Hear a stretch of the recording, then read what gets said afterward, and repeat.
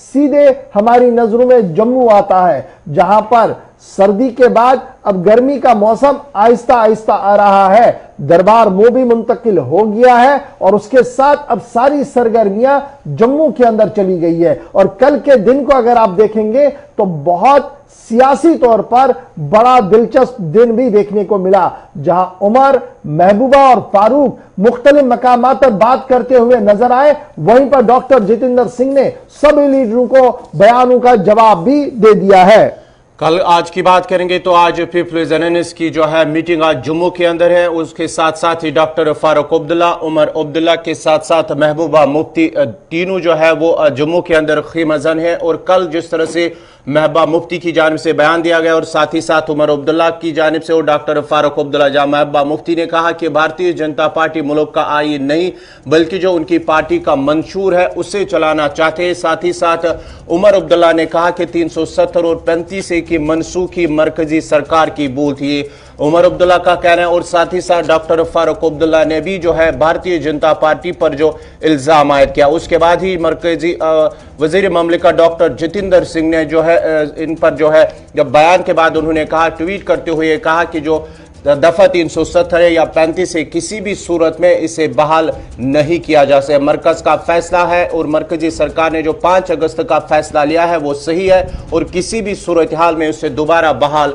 नहीं किया जा सकता है। आर्टिकल 370 पर मुल्क को गुमराह किया जा रहा है और गुमराही के दौरान ही कुछ ऐसे फैसले लिए गए जो किसी भी सूरत में जम्मू कश्मीर के लोगों को काबिल कबूल नहीं होंगे। और रेस्टोरेशन जब तक वापस वो हुकूक नहीं मिलते हैं तब तक जदोजहद जारी रहेगी। उमर अब्दुल्ला की तरफ से बयान दिया गया और महबूबा मुफ्ती ने कहा कि हमने जब इलाहा किया था और जब हम भारत के साथ मिले थे तो वो अलग भारत था और मोदी वाले भारत और वाजपेयी के भारत में बहुत बड़ा फर्क है। लेकिन फारूक अब्दुल्ला का बयान भी बड़ा इंपॉर्टेंट है, जिसमें उन्होंने कहा कि तरक्की सिर्फ अवामी हुकूमतें करती हैं, इंतजामी अमूर चलाने वाले अफसरों को क्या पता कि बालाकोट और रजौरी के अंदर कितना फर्क है। और इसी तरीके से उन्होंने कहा कि आगे देखिए कि किस तरीके से आगे बढ़ा जाएगा। इल्हाक गांधी के भारत से हुआ था, भाजपा के भारत से नहीं। डॉक्टर फारूक का बड़ा बयान, वो दिन आएगा जब दिल्ली को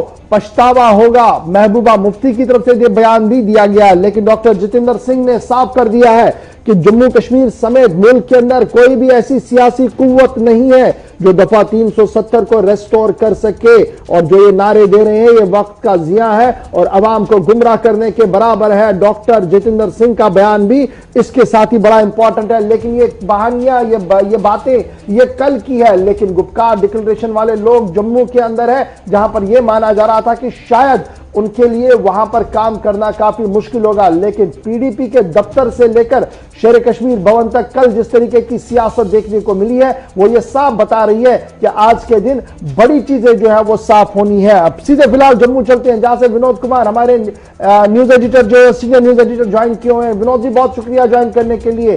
कल की सियासत भी हमने देखी, फारूक उमर का वेलकम भी हमने देखा, महबूबा मुफ्ती के तेवर भी गांधीनगर के दफ्तर में हमने देखे और फिर जो और लीडर्स थे वो कंटिन्यूअसली टच में रहे सिविल सोसाइटी के। आज बड़ा इंपॉर्टेंट बठंडी फारूक अब्दुल्ला की रेजिडेंस है, क्या कुछ खबर आपके पास? कितने लोगों को दावतनामे मिले हैं जो जा सकते हैं और पॉलिटिकल सर्कल्स में कल के बाद क्या कुछ हलचल है?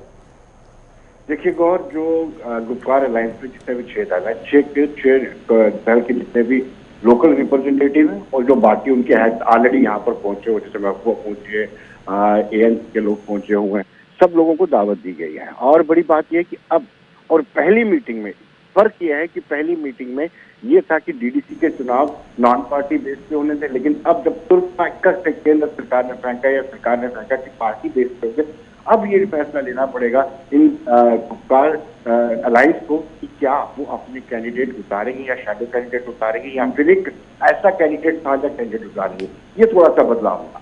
दूसरा, कल का जो सारा एपिसोड हुआ है उसमें साफ साफ नजर आता है कि कहीं ना कहीं नाराजगी जरूर है दोनों पोलिटिकल पार्टी से। और जिस तरीके से डॉक्टर फारूक अब्दुल्ला ने अपनी पार्टी का नाम लिए बगैर कहा कि कुछ लोगों को खरीद फरोख्त की जा रही, नए सिरे से पार्टी बनाई जा रही है।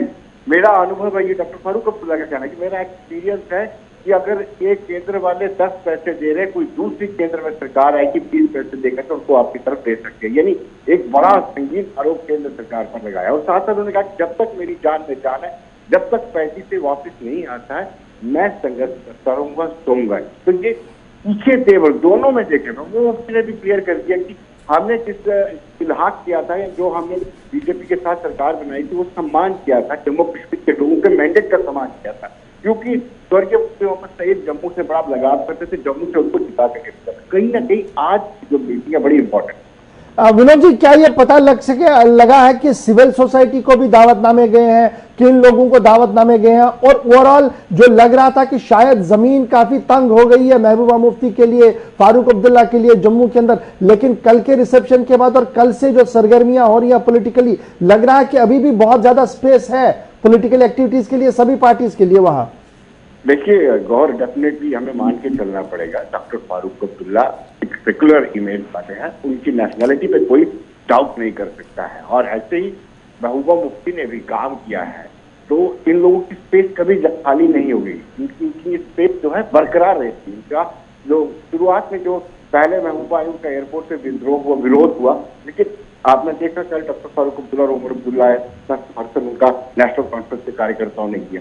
कहीं ना कहीं अभी इनकी स्पेस खत्म नहीं हुई है, इनको नए सिरे से थोड़ा काम इसलिए करना पड़ेगा क्योंकि 1 साल तक ये नजरबंद रहे हैं या फिर हाउस अरेस्ट रहे हैं, तो उस वजह से कहीं ना कहीं कार्यकर्ताओं और नेताओं के बीच में फासला बना है। दूसरा कुछ ऐसी स्टेटमेंट किए जैसे तिरंगे को लेकर वो स्टेटमेंट दिए, या फिर प्रेम जागा है चाइना को लेकर के, वो थोड़ी सी स्टेटमेंट की वजह से थोड़ा सा निराशा जरूर हुई है, लेकिन अब इन्होंने शुरू कर दिया है और अपनी स्पेस बना करके ही रहेंगे। जो मैंने कल का अनुभव अपना देखा है कि जिस तरीके से शेर कश्मीर भवन में कितना उत्साह था कार्यकर्ताओं में, पीडीपी गांधीनगर पीडीपी कार्यालय में भी लोगों में बड़ा जो वर्कर था, उसमें ऐसा हमें लग नहीं रहा था कि जम्मू के लोग इस बात से समर्थन करेंगे, वो मुमकिन है, लेकिन वर्कर आज भी उनके साथ खड़ा है।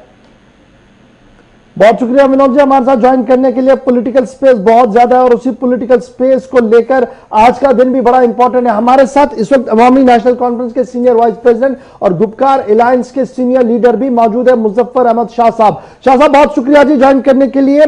पिछले 2 दिन से लगातार हम बयान देख रहे हैं, हलचल देख रहे हैं, सिविल सोसाइटी का काउंटर आपके खिलाफ देख रहे हैं, लेकिन आज अलायंस के अंदर क्या सिर्फ यही रीजनल पार्टियां जो श्रीनगर के अंदर मिली थी सिर्फ वो मिलेंगी, या जम्मू से कुछ और चेहरे आज आपके साथ ज्वाइन कर सकते हैं?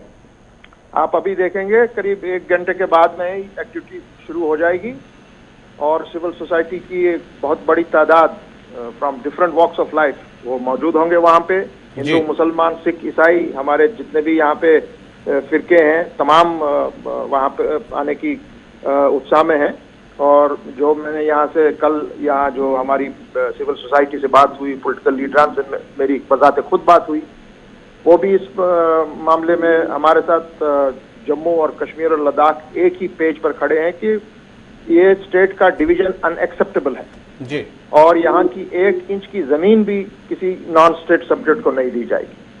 और हमारा मानना ये है कि 370 और 35 से it belongs to every state subject of Jammu and Kashmir, चाहे वो हिंदू है, मुसलमान है, हमारा डोगरा भाई है, सिख है, ईसाई है, कश्मीरी पंडित है, पहाड़ी है, गुजर है, जो भी हमारे यहाँ के फिरके हैं, लद्दाख से, कश्मीर से, जम्मू से। तो ये एक बहुत बड़ा है कि एक मूवमेंट है, एक मूवमेंट की तरह ये शेप लिया है ये peoples alliance of Gupkar declaration. और मुजफ्फर शाह साहब, आप कह रहे हैं कि ये जी पीपल्स मूवमेंट है, ये अवामी इत्तेहाद है और अवाम का अवामी स्पॉन्सर सब कुछ चल रहा है, लेकिन इल्जाम आप पर जो लग रहा है वो ये कहा जा रहा है कि गुपकार गैंग जो है ये महदूद होकर सिर्फ श्रीनगर के कुछ इलाकों तक ही रह पाएगा और बाहर नहीं आ पाएगा। लेकिन जम्मू के अंदर आज आपकी मीटिंग होना, क्या ये माने कि एक पॉलिटिकल स्पेस खुल गया है और अब खुलकर बातें होंगी, बड़ी चीजें क्लियर होंगी आने वाले दिनों में भी? बिल्कुल होंगी। और ये इसका नाम दे रहे हैं गुपकार गैंग, इसका क्या मतलब है? गुपकार गैंग का क्या मतलब इन लोगों से? गैंग तो उन लोगों का है जो दंगा फसाद करने उतरते हैं, जो सड़कों पर लोगों को पीटते हैं, जो लिंच करते हैं लोगों को, रेप्स करते हैं लोगों का, वो लोग गैंग कहलाते हैं। ये सियासी जमातें हैं, जम्मू कश्मीर और लद्दाख की रिप्रेजेंट करते हैं जम्मू कश्मीर और लद्दाख को। हम सब लोग इसमें हर किसी तबके के लोग शामिल हैं, हर किसी सोच के लोग शामिल हैं, और ये बहुत ही एक स्ट्रॉन्ग एक अलायंस है एंड जम्मू कश्मीर और लद्दाख के आवाम अब मुजफ्फर शाह साहब बड़ा इंपॉर्टेंट इस वक्त बना है, जब आप लोगों ने अलायंस बनाया तो सरकार ने डीडीसी चुनाव करने का फैसला लिया और कहा कि देखिए पंचायत तो और सारी चीजें तो नॉन पार्टी पे होगी, लेकिन यहां पर पार्टी वाला मामला फंसा दिया उन्होंने। तो क्या आज के दिन इस पर भी फैसला होगा कि चुनावी दंगल का हिस्सा अलायंस बनेगा या नहीं बनेगा? क्या आज ये तो आज हमारी मीटिंग होगी और मुझे शायद उम्मीद है कि इस बात पर भी गुफ्तगू होगी, चर्चा होगी। आप रुक जाइए, कुछ घंटों की बात है, सब सामने आ जाएगा। बहुत बहुत शुक्रिया मुजफ्फर शाह साहब हमारे साथ ज्वाइन करने के लिए। कह रहे थे कि सिर्फ चंद घंटे आप इंतजार कीजिए, बड़ी चीजें जो है वो क्लियर होनी है, क्योंकि चुनाव को लेकर गुपकार अलायंस क्या करेगा ये बड़ा सवाल है। क्योंकि सरकार ने उस वक्त जब गुपकार के अंदर मीटिंग हुई, अलायंस बनाने की बात हुई, उसके फौरन बाद डीडीसी चुनाव भी आए हैं सामने, और ये इस वक्त बड़ा इम्तिहान इस अलायंस के सामने होगा कि किस तरीके से आगे बढ़ा जाए और किस तरीके से रीजनल बैलेंस को मेंटेन किया जाए, जम्मू और कश्मीर दोनों चीजों को मेंटेन किया। लेकिन एक बड़ी बात यह है कि जब यह कहा गया कि हम एंटायर जम्मू कश्मीर की बात करते हैं और अर्थवाइज स्टेट जम्मू कश्मीर की बात करते हैं, तो जरूर आपको याद होगा कि उमर चले गए थे लद्दाख, लेकिन आज की मीटिंग में क्या लद्दाख से कोई रिप्रेजेंटेशन होगी? एक बड़ा सवाल यह भी होगा और देखना होगा कि क्या कोई रिप्रेजेंटेशन लद्दाख की वहां पर मिलेगी या नहीं मिलेगी।